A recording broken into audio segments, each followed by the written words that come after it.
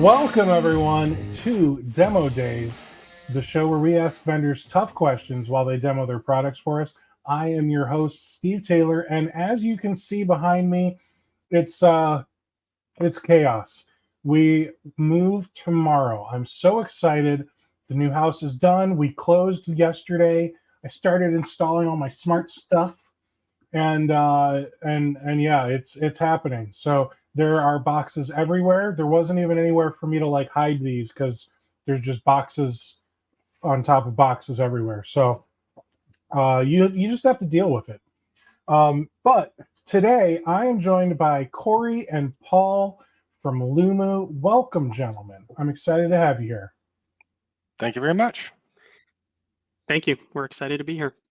I'm glad. All right. So I just want to dive right in because I know you two have kind of a lot. You've got a big product, and we only have an hour to go through it. So, Paul, you wanna give us an idea of what is Lumu? Yeah, absolutely. I appreciate the time here. So I'm Paul Hochberg. I'm the director of sales at Lumu. Joined Lumu in February. Prior to that, spent 14 years at ConnectWise. So been in the channel for a long period of time and understand working with MSPs that they're looking to make money, save time, mitigate risk. And I think Lumu does a lot of that. So I'm just going to go through a quick kind of 5 or 10 minute introduction on where Lumu started, who we are, what we do, where we're providing value to MSPs, and then I'll transition it over to Corey, who will go through a demonstration of the Lumu product. So for those of you that support, larger organizations, mid-size enterprise, we do have the product validation from, Frost and Sullivan, Forrester.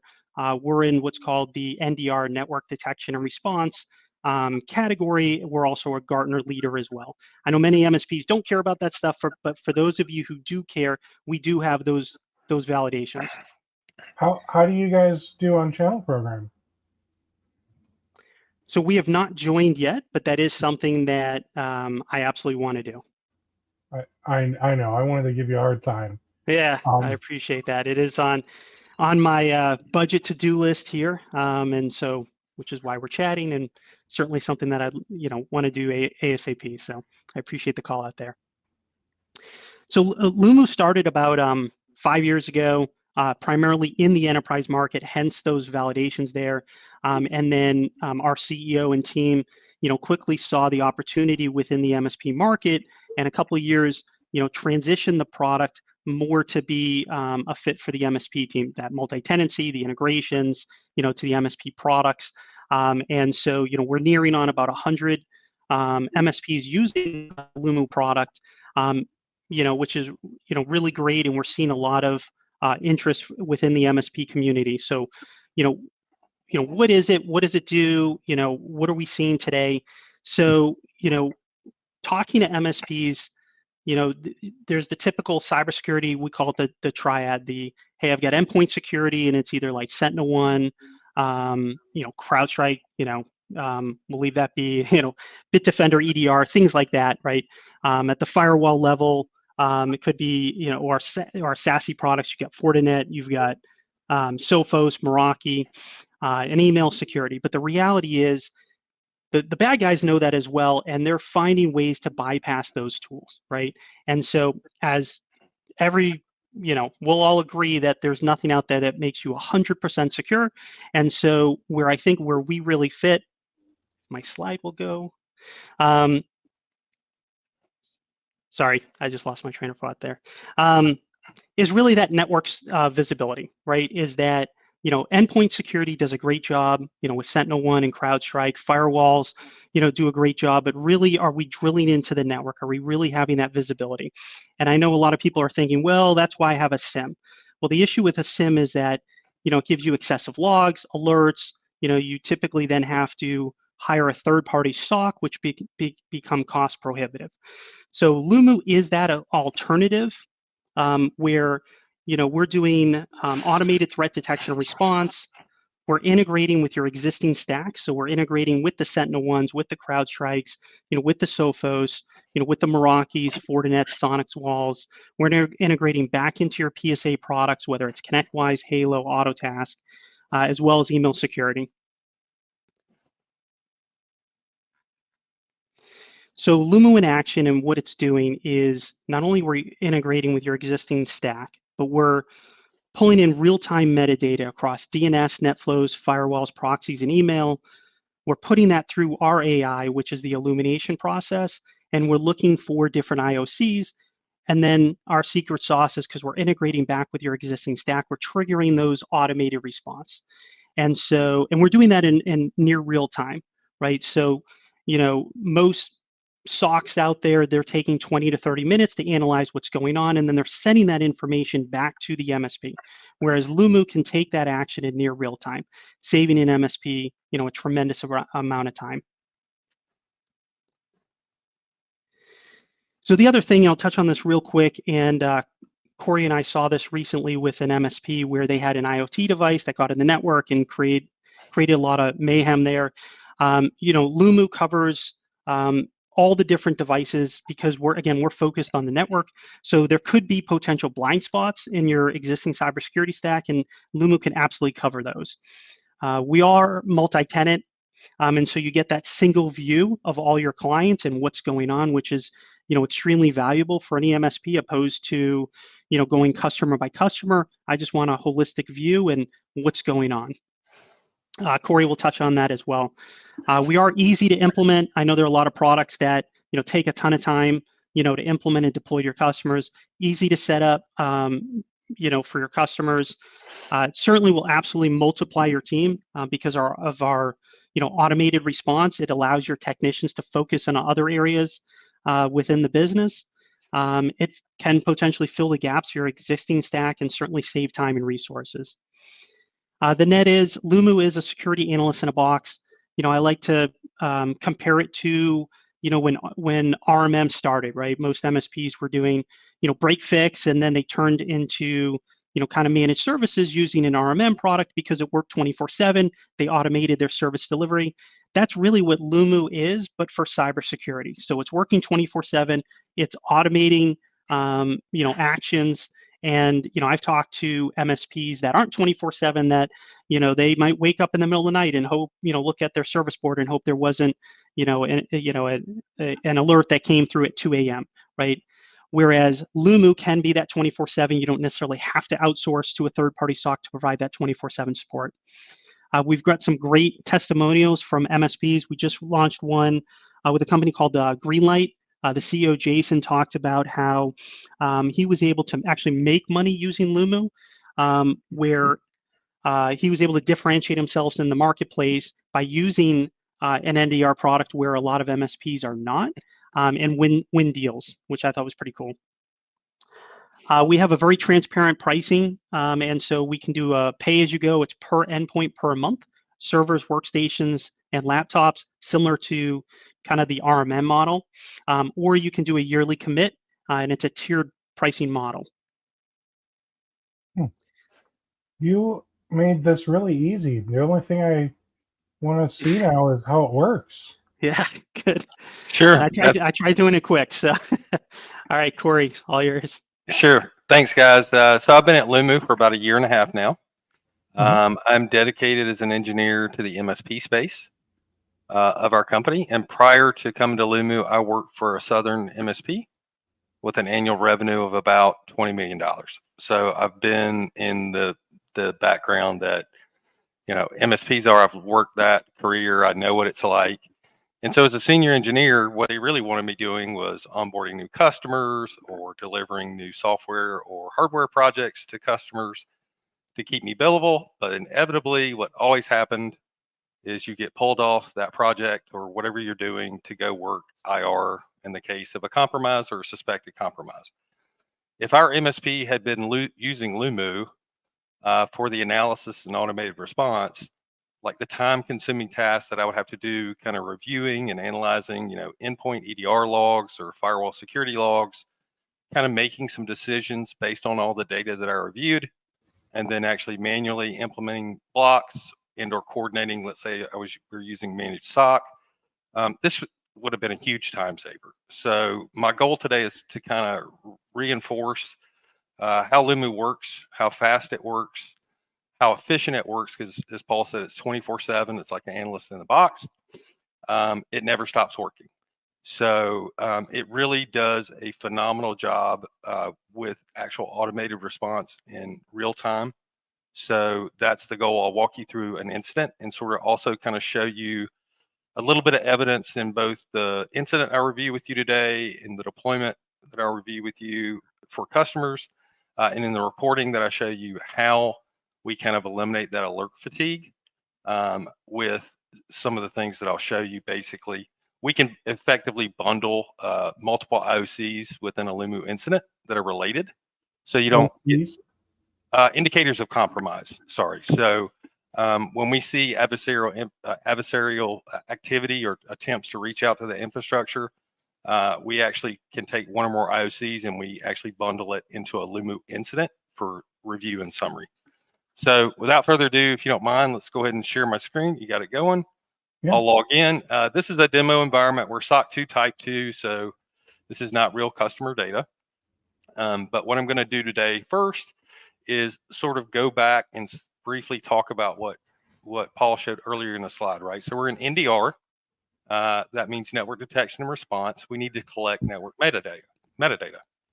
So before we do that, we have to create a customer, right? This portal is multi-tenant, as Paul stated. It supports MFA, it supports SSO, as you would expect. But when we actually need to create a customer, we do a couple of things. We create a customer, give it a name, right? So let's say it's Corey's company. And we have to assign endpoint licenses to the tenant. The way Lumu is actually sold in a paid subscription model is by endpoint. An endpoint is defined as anything that you can install our Lumu agent upon, which in this case is Windows, Windows servers, Linux, and Mac devices. So things like IP printers, IP cameras, IoT devices don't consume licenses, but Lumu is protecting the network which contains those devices. All networks contain those devices today. So once we've created a tenant, I'm going to go into this sample tenant city company. We needed to collect that metadata. How do we do that? We have a variety of tools. Our deployment is super straightforward, fast and easy, and we have a very well-documented playbook, if you will, that can be found at our support site. This is freely open to the public. You don't have to register to gain access. It's docs.lumu.io. And I'm just going to highlight this article. This is basically the first steps for deploying Lumu. And it basically always involves deploying the endpoint agent first, because we can use the power of your RMM tools or Intune or wherever you use to deploy software to get that out to endpoint devices on the network. But we go beyond that. If we have AD environments, we can actually deploy what we call server collectors. Those go on Active Directory servers in the network running DNS. And the idea here is we can collect DNS metadata just like we do with the endpoint agent for devices like those IP cameras, IoT devices that can't actually have an agent installed upon them. If we're not in an AD environment, we can use something like our Lumu virtual appliance or our Lumu log forwarder software agent for Windows that can collect syslog metadata. Which is another way to capture, network traffic beyond the endpoint that you'll be missing in modern networks, where you have guest devices coming in and out of the network you don't manage, or you have IoT devices that you really don't know what they're doing because you don't have that visibility, kind of all tying back to the network detection. We can also utilize gateways, which are another way to capture DNS traffic holistically across the network. And then the last thing I'll talk about as I lead into integrations, Lumu integrations, is the practice of collecting email metadata. We know that so many of today's attacks are done by social engineering, email phishing, spear phishing. So we recognize the value and importance of being able to analyze metadata from emails that make it through that sort of triad that Paul showed you earlier, and that get into the user's inbox. Do we have IP headers that are pointing to IOC infrastructure, something that's bad? Or is there a URL in the email that takes you to something where you can download a payload? we're looking for that stuff to orchestrate automated response blocks. So with that, let me kind of talk about the different types of Lumu integrations. I mentioned briefly email metadata. That falls under data collection. So data collection are going to be integrations that tie into things like cloud infrastructure, DNS security tools, email suites like G Suite and 365, the things that MSPs just commonly use all the time. We target our integrations around what you, the customers, tell us you need and what we see in practice at MSPs. We also have response integrations. These are the integrations that orchestrate the blocks. This would fall into the category of an EDR. So you'll see many EDRs that you'll recognize here as I go up and down the list. Firewalls, and although they're not as popular as they once were in the past, web proxies. So again, the goal here is to integrate with the most common products seen in MSP space, and we add new integrations all the time. We actually added a new one about 10 minutes prior to this call that I requested 2 days ago. So the last integration type is SecOps. These are the integrations that we utilize to connect to your PSA. So if you want to, say, have a Lumu incident be turned into a ConnectWise ticket or a Halo ticket or an Autotask ticket that gets sent to your PSA, where you can actually add billable time, add notes, work the ticket through your PSA, close the ticket in the PSA, it closes the incident in Lumu. This also houses integrations like SIMs, so we can actually send our data to SIMs. We can receive data from SIMs to analyze, so we can do it both ways, as well as some of the kind of stranger integrations, but they're really valuable. So Teams and Slack. Slack is the new one that got introduced today. A lot of MSPs work, out in the field through Teams or Slack in channels. So these integrations actually post information and updates about incidents in those channels within Teams or Slack. So what I want to do now is go through an actual Lumu incident under the premise that we've set up metadata collection various ways. Again, endpoint agent DNS, could be AD environment DNS, could be syslog through virtual appliance or a log forwarder. We can also do NetFlow through the virtual appliance, email metadata collection through the data collection integrations. And then what we're going to do after that is we're going to set up these response integrations that do the blocks, right? So a firewall block could be block a URL, block an IP. That could also be included with certain EDRs, but EDRs are always going to have file hashes blocked for a payload if they're present in an incident, to make the EDR aware of that payload so it can stop that malicious process and prevent lateral spread across the network. And so that's kind of how the process works of MDR. If there aren't any questions, I'm going to go ahead and move on to reviewing an incident so I can kind of tie this all together. Yes, please. Yep, and help it make sense. Okay, so for this, I'm also going to pick city company. And I'm going to focus on an event that I reviewed yesterday preparing for this. Again, this is a demo environment, so someone at Lumu triggered this. But I've seen plenty of these in actual customer environments. So in this case, I'm going to focus on this incident to this URL as an example of Cobalt Strike. And in this case, basically, we can see that we had an endpoint named CTI Felipe reach out to this URL, and we noted that this is a bad place to go to because it contains a payload that represents Cobalt Strike. Obviously, what Cobalt Strike is trying to do is get a beacon agent on the endpoint to compromise the network and result in a CNC or command and control attack. So in this case, we see that the source that triggered the incident was an endpoint named CTI Felipe, and the logged in user was Lumu. This is a box running our Linux endpoint agent. With Windows agents, we actually also can show processes that are running. That could be a web browser, or it could even be like a host artifact that maybe got loaded onto the actual endpoint as part of this sort of process call out to the IOC. If we had gathered this data from syslog, it would show syslog. If we gathered it from our server collector, it would show you server collector. So you kind of know what metadata source that we installed in the customer environment was used to detect this IOC or these IOCs, as you'll see, which we compiled into an incident. So as we walk through sort of the SecOps motion, the first step is we're looking at, okay, what endpoint or endpoints reached out? When did they start reaching out in the highlights? What was the first contact? What's the last contact? How long has the incident been open? How long did it take Lumu to respond? We respond in milliseconds, not seconds, not minutes, milliseconds. We send what we need to send for the blocks very quickly, faster than any human can do. And this speaks to like the real-time blocking and just how efficient Lumu is versus processes that humans have to do. We just can't work that fast.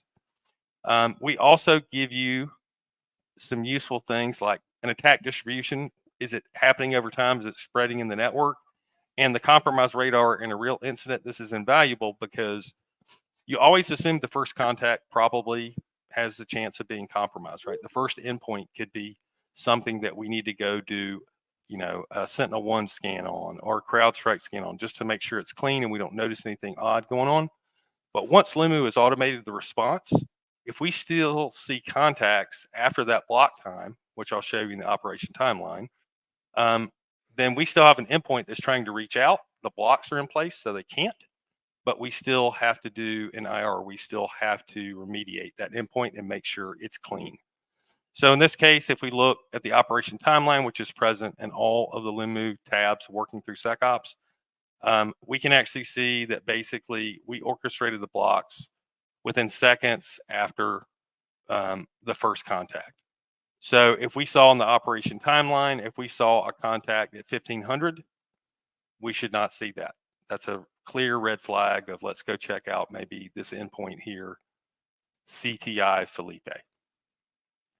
We're also going to show you into the details. This is where we get into the meat of it. So these are the IOCs. You'll note here that we had 15 IOCs that we bundled into one Lumu incident. With a SIM, this would have been 15 alerts traditionally.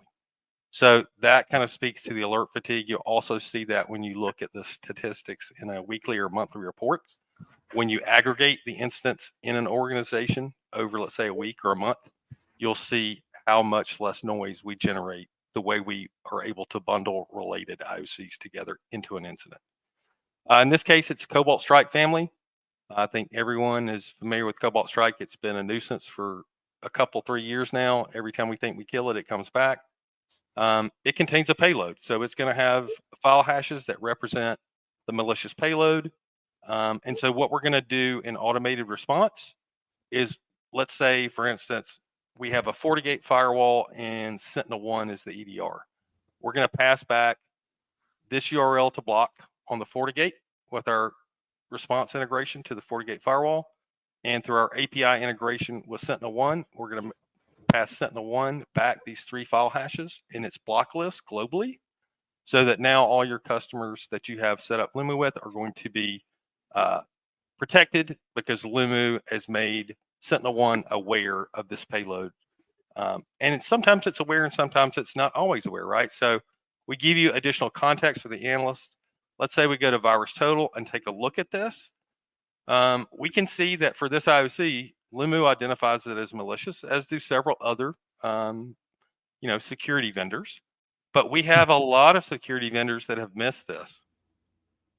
I mean, or maybe they haven't missed it. Maybe they assessed it further and found out it's okay. That's a great point, because we all know not everyone gets it right all the time. And that is a great example of why we offer a couple of features in the product that are extremely useful if you have doubts, or maybe this is causing business continuity problems.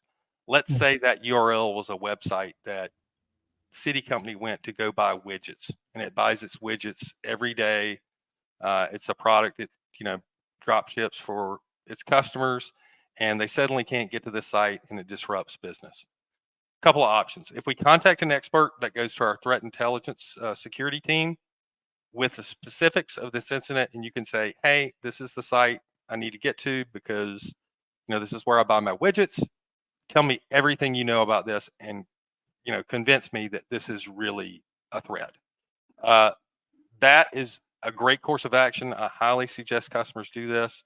But another immediate thing they can do is we have an option to mute an incident. If we mute an incident in Lumu, it reverts all the blocks in real time related to this incident. So if I click mute here, that would remove the block at the FortiGate firewall and it will remove the file hashes from Sentinel-1. And basically we can, wait on our threat context to determine what we want to do. But that's a great question, Steve. So thank you for asking that and mentioning that. I have not seen a customer need to mute an incident for that case yet, but the feature is there because it is possible.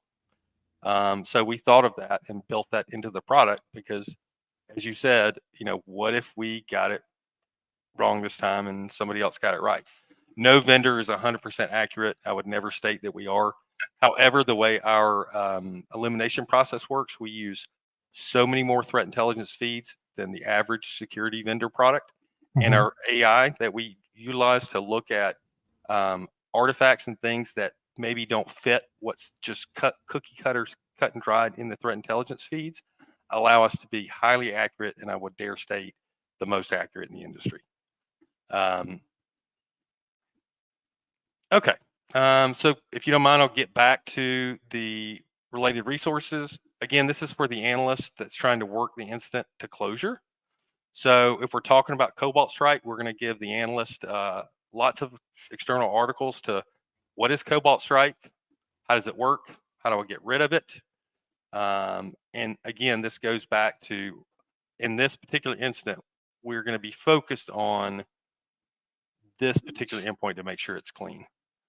We've blocked access to all other endpoints in the environment, and we've made all the endpoints aware of the payload, but we always, as a best practice, to check out this machine. Okay, finally, we map every incident to MITRE ATT&CK framework to show you the TTPs that an IOC attempts to use to get into the network, to move around laterally, to get what it needs to basically either cause damage in the network or exfiltrate data from the network. That does not mean that in this incident case that, Cobalt Strike worked. This is what it's trying to do to work successfully. Why is this important? I think it's powerful in a couple ways. Every incident is mapped to MITRE ATT&CK, and every incident within the customer portal, we have a global MITRE ATT&CK matrix. So we map all the attacks into one matrix that you can filter over time. Let's say last month, last quarter, last year. These TTPs do two really powerful things for MSPs. One, they sort of show, hey, if we're going to go ahead and do some baselining for what our security should look like, if we see something in here, for instance, PowerShell, that's a good call to maybe we should restrict PowerShell use to non-administrative users or restrict PowerShell more exclusively than you might normally do for the types of attacks that it can cause. That seems like basic cybersecurity hygiene now. It definitely is. And MSPs are all doing at least that much, right? Yeah. Well, you would hope. You would hope. But think about this: when you come into an environment that you've taken over from another MSP or is going to an MSP, you want to kind of have a tool that lets you look at baselines in the network because you don't know what you don't know when you first get in there until you've had a lot of time to kind of go through and do the onboarding. So this is useful during the process of onboarding to identify some of these things, just to check and confirm if you're not already doing it. But it also can be used, to me, as a selling tool. If we see a lot of phishing, spear phishing attacks going on in the network, and you are, interacting with your customer and you're seeing these types of attacks from Lumu, then it gives you an opportunity to come back to them and say, that phishing campaign software we talked about, that education tool we talked about we offer, that this is some evidence that we're seeing this in your network, and this would be a good time to really come back to the table and have that conversation. So it could be a sales tool. Is the way I look at it. That's how I look at it. In any case, it is a reminder of me as an engineer to always check my bases, right? Did I do all of this? Did I lock it down the way I think it locked it down? And so I think MITRE ATT&CK is a great framework to kind of get familiar with if you're not familiar with, because it really can teach you a lot about cybersecurity. Absolutely. And that is kind of what an incident looks like. So again, what happened? We had an endpoint reach out to this URL. This URL, or actually these absolute URLs, contain this payload. And so what Lumu did in real time to both the firewall and EDR, we recognized this in milliseconds, passed the blocks back to the firewall in under a minute, as well as sent the file hashes back to Sentinel-1 to protect that customer environment. So that is what we mean when we say, cyber analyst in a box. It's working 24/7. It never takes breaks. And this is important for MSPs, because not all MSPs are 24/7. Not all MSPs have an in-house SOC team. Not all MSPs outsource their SOC services. It's all dependent on the MSP. We hear different scenarios and models every call we're on. And in any case, Lumu is a good fit. If you're using a SOC team internally, we're doing a lot of the things they would manually be doing. If you're using an outsourced SOC team, we're automating the blocks and things that they would do, but much faster. And we do blocks at firewalls that they likely do not do at all, or they'll pass it back as work to the actual engineers at the MSP. So there's really no scenario where Lumu is not a great fit as a part of your stack. Again, like I said, I go back to my last days at MSP. The things that Lumu would have done for me would have saved me an immense amount of time.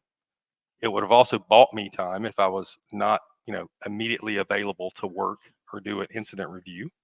It would have allowed me to have that endpoint get scanned by a help desk engineer, because if I reviewed the incident and I was working off site, I wouldn't have to drop everything to do that. So it saved me an immense amount of time, and it made me more billable. So it made me more valuable to my employer, because what they wanted me to do, again, was to be out in the field and build, because I was the highest paid or billable engineer that you could be at the company. I gotta say, like, you guys covered everything in a really short amount of time. There are a lot of cybersecurity companies that are popping up right now, and there are a lot of, I'll call them all-in-one cybersecurity platforms out there that they're doing internally, the EDR and the spam filtering and all of that. It looks like you have the ability for us to install an agent, but you also work with all of these other platforms, so that way we can use what we believe is the best in breed in order to keep our clients protected. And you're ingesting all those logs, right?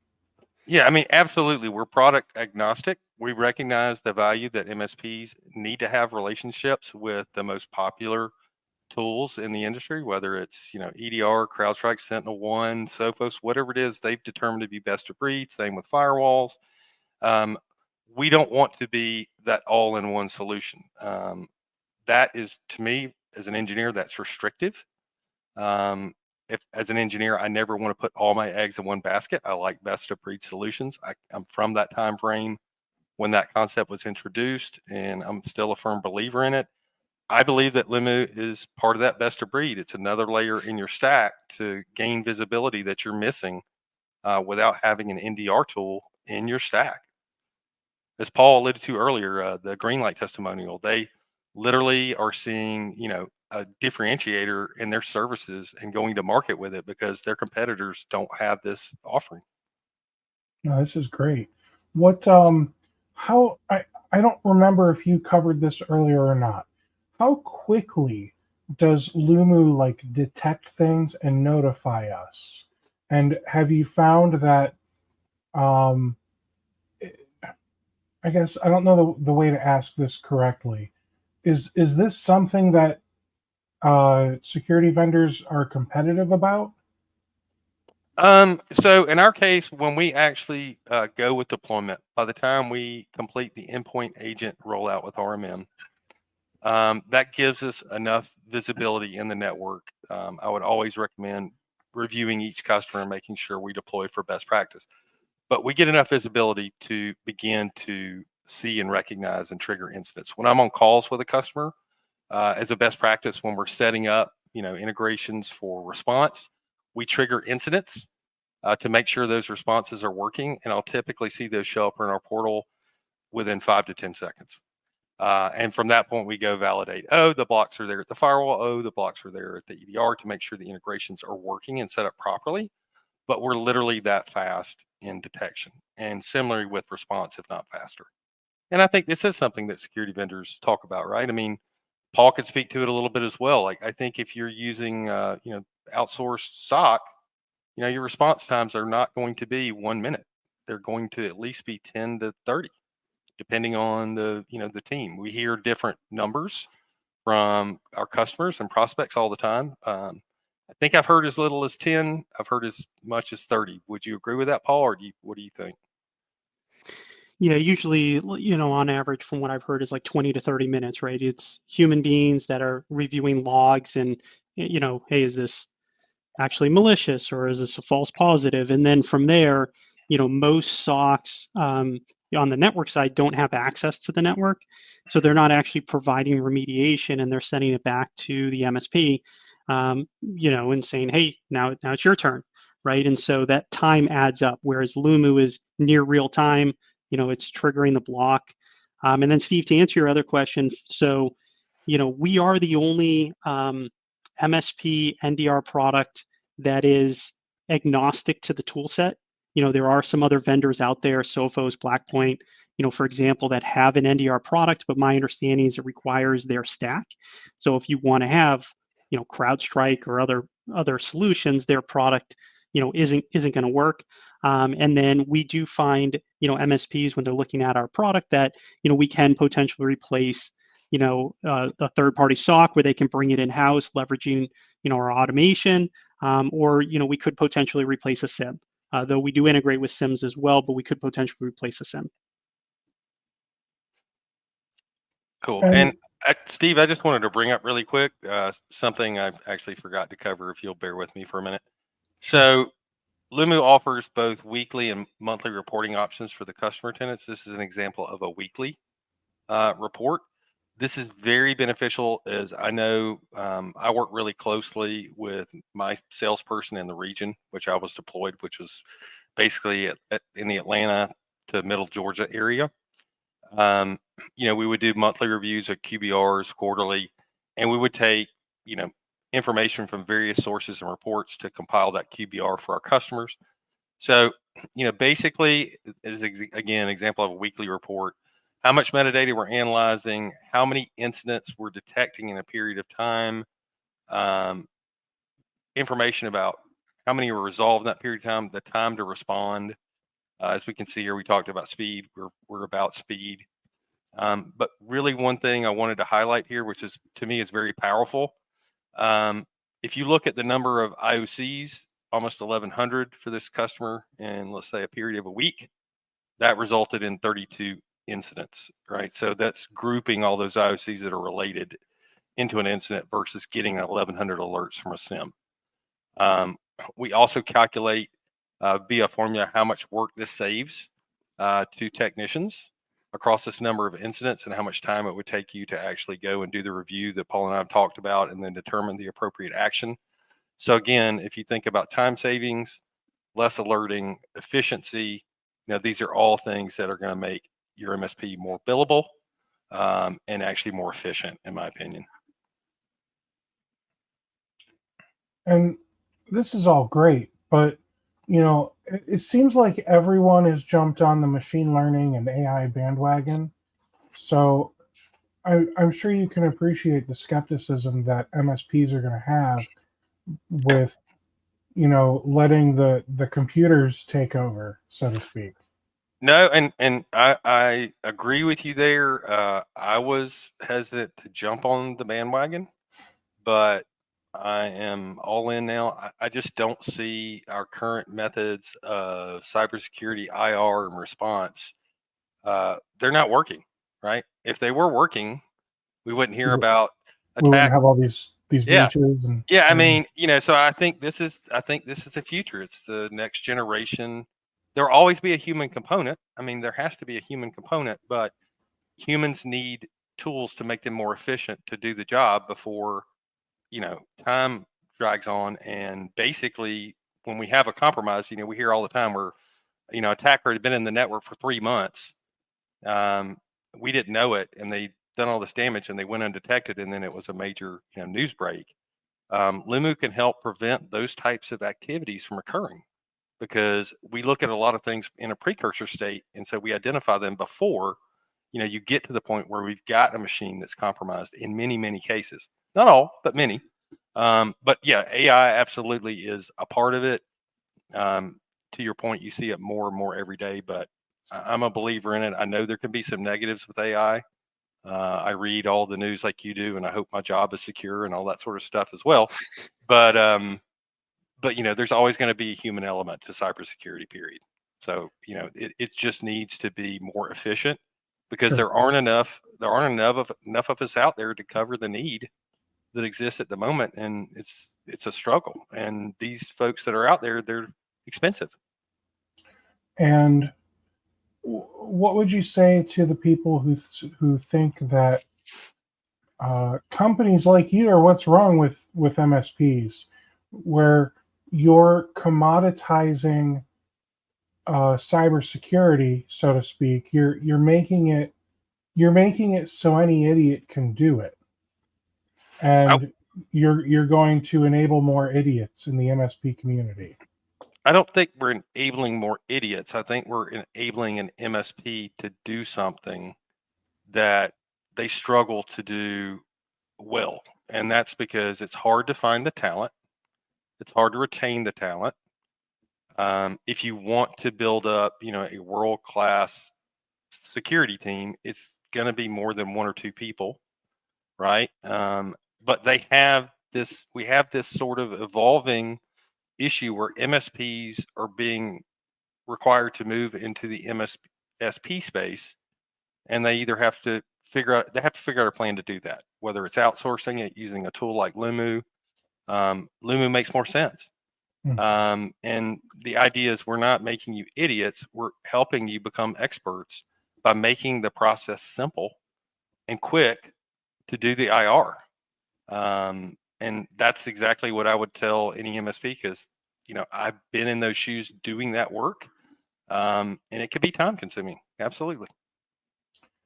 How does Lumu align with different compliance standards? I'm glad you asked that. So I did bring up, we just released this week. Here's an example article that we have on our website on how we achieve CIS compliance. We hear that from customers a lot. I encourage you to get, if you're interested in Lumu, to get on a call with Paul and I. We have mappings to everything from CIS to NIST that we can share with you depending on, what your goals are and how you go through your compliance, what you guard as your, golden egg of compliance. But we are very familiar with this. We work with folks on compliance all the time, whether it's, privacy regulations for, the portal itself, or whether it's CIS, NIST, you name it, whatever your compliance tools are. We're well aware of this. The only thing we are not really currently certified for, full disclosure, is FedRAMP. I think that's something we will likely get into next year. But okay, as you're aware, it's very complex. That's a very complex compliance. It is, and kudos for saying that you think you're going to tackle it. Is FedRAMP, and I got out of MSP stuff before all of this really started taking off. So FedRAMP, is that kind of like the gateway drug to CMMC? I'm not particularly familiar with that myself because I never worked in the federal government space, but from what I know about it, and Paul may know more, we are running across it a little more regularly with potential customers that's who they service is federal government entities. Paul, do you know how to answer that question that Steve asked? No, I'll pass on that one. Okay. Hey, at least we're transparent. Oh, good. Paul, can you put that pricing slide back up? I just want to Yeah, you want can. to let people see that one more time. Sure. I'll stop my screen. No problem. And what I'm going to do is I'm going to say, if anyone has questions, feel free to ask them, and I'm going to give you the speak now or forever hold your peace. Because normally these go for an hour, but Corey and Paul did such a bang up job that we don't need the whole hour. So this is the pricing page. If you guys are interested in learning more about Lumu, I believe if you go to channel program, you can still search for Lumu because every vendor can have a free profile, right? So look up Lumu and see, what kind of reviews other MSPs are leaving. If you're using Lumu, then please leave a review. Let everyone know what you think about it. So yeah, those are my two recommendations there. The fact that we can get this month to month for 363 an agent, and I just want to clarify. So I saw, someone asked a question about what's considered an endpoint in the context of licensing, but like immediately after they asked that question, I saw it on the screen. So if we could just recap, basically a license is anything you can install an agent onto, right? Correct, and that is currently a Windows workstation, Windows server, Linux, or Mac OS. Okay. So we don't have to worry about firewalls and other network Nope. hardware taking licenses. Correct. Even though you support even making modifications to some of the equipment, it doesn't cost a license to do so. Absolutely correct. Okay. What other kinds of devices, like if you were to look in the crystal ball, and we're purely speculating now, like what other kinds of devices do you think we're going to have to start worrying about? Like, are we going to have to start worrying about the smart stove and refrigerator here soon when it comes to cybersecurity? And do you think that that's something that business products like yours will focus on in the next 3 to 5 years? Because I suspect that some offices will spend the extra money on a nicer fridge. So, I feel like this type of equipment is going to eventually leak into the office space. I mean, I don't have a crystal ball. Maybe the guys maybe Mike Judge that produced Silicon Valley did. I think over 10 years ago in that show, there was a incident where Huli was operated or sustained off smart fridges. I just forgot all about that. I just got a new dishwasher this week, which is network connected. Oh my goodness. So those are the types of things that are going to come into corporate office environments. They'll come into, our home spaces where we have folks telecommuting. So yeah, I mean, I think those are possible areas of compromise that, if you think about that smart refrigerator, it's pretty powerful. It's probably a pretty powerful Android tablet. Mm-hmm. And it's capable of doing a lot of things if it's actually compromised. So I'm not going to predict doomsday, but it absolutely could be a factor of something. It was just an example why NDRs are going to become important, because you're not going to actually typically have any sort of agent protection on a smart refrigerator. Yeah, and to clarify, I didn't want you to predict doomsday. Yeah, we already know when that's happening. Oh, we do. No, I just wonder, like, obviously you only have to worry about integrations with other cybersecurity tools, right? So I guess maybe what I'm asking is, are there any cybersecurity platforms out there that specialize in like IoT devices and that type of thing? And have you guys looked at integrating with them if you're not already? I mean, we do have customers where we're dealing with IoT and industrial control systems, OT, Or even security cameras and that type of thing. Yeah, no, we have never been asked to do, a direct integration with those products. We're not opposed to it. Okay. Again, I mentioned I was talking to a customer on Wednesday that didn't use Teams. They used Slack, and they wanted to have a similar integration as Teams. I brought it to the team internally, and they surprised me and released it today. So I think the key message there is we're driven by the customers we serve. So if MSPs need a particular integration, we want to include it on our roadmap, especially if it's something that's really, really, we're hearing a lot and it's becoming popular. An example might be SASE firewalls are becoming more common. We're just getting ready to hopefully begin doing some integrations with them, but there are so many. How do you choose which ones to integrate with? I think it's driven by customer need. Mm-hmm. Very good. Well, gentlemen, thank you for coming on here and giving us this demo. I really think you guys did a bang-up job. So congratulations on not only a smooth demo, but a really nice looking product. Thank you, Steve. Thanks for having us. And man, I hope your move goes well tomorrow. I know how painful that can be. Yeah, I mean, thankfully we've got a lot of friends and family who are going to help us, and yeah, that's what I literally, as soon as we're done here, that's what I get to go start doing. So, you guys want to talk more? Yeah, happy Friday! Happy Friday! All right, take care, everybody. Yes. I hope you all enjoy the weekend, and I will see you guys next on Tuesday. That's the plan. Take care. Thank you.